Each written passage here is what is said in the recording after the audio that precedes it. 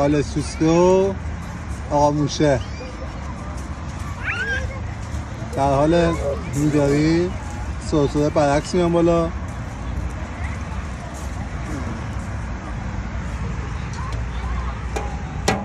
موفق شد لیلا خانم قهرمان مسابقات. آقا نایان هم پشت سرش. حالا نتیجه برعکس مسابقات رو می‌بینیم. از اون ور نایان برنده میشه و از این ور لیلا خانم آماده شیرجه زدن هست.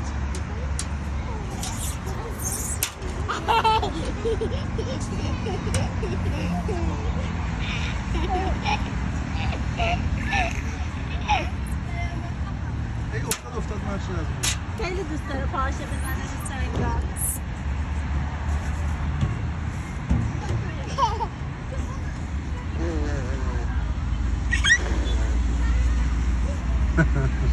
ماشین موزه پشت برمیگردن یا دوتا یا